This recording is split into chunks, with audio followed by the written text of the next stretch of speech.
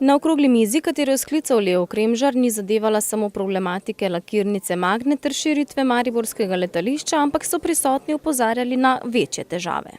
Problematika na tem območju je zagotovo široka, moje področje so vode in v tem primeru seveda tudi podtalnica, predvsem pa aktivnosti na površini, ki vpliva na to, kakšne vode boste imeli, kaj boste pili in podobno.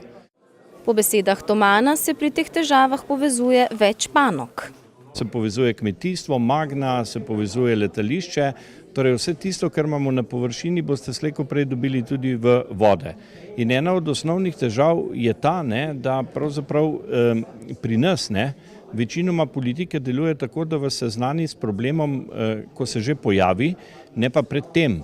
To se pravi, vi ste dobili Magno takole kot že na dvorišče, zdaj imate že tudi na dvorišču letališče, letala in kaj boste počeli s tistim, kar že imate na dvorišču, se je težko pogajati. Župan občine Miklavž na Dravskem polju pa pravi, da podaljševanje letališke steze ni samo problem župana, ki tega ne želi v svoji občini, ampak da gre za težavo celotne Slovenije. Mi ne želimo rušiti, mi želimo stvari normalizirati. In današnja okrogla miza, kjer so sodelovali resnični ljudje, ki veliko vedo, je pravzaprav namenjena temu, da sami sebe prepričamo, pa še koga drugega, da ne mislimo samo mi tako.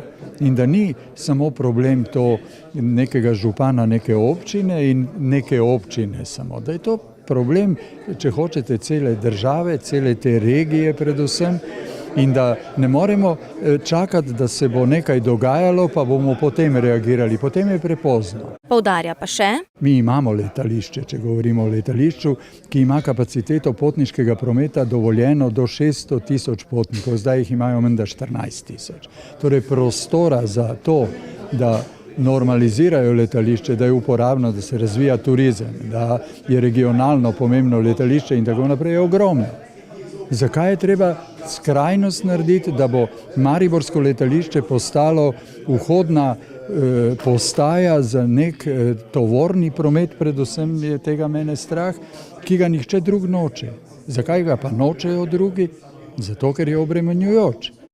Na sožitje razvoja gospodarstva in kakovosti življenja ljudi, kakor je bil tudi včeraj naslov okrogle mize, katere se je udeležilo tudi veliko število prebivalcev Miklavža ter okoliških krajev, je vsekakor potrebno opozarjati. Ostaja kanček upanja, da bodo država, kapital, dober PR ter ljudstvo nekoč nekje znali najti skupen jezik in moč, da realizirajo ideje skupnih interesov.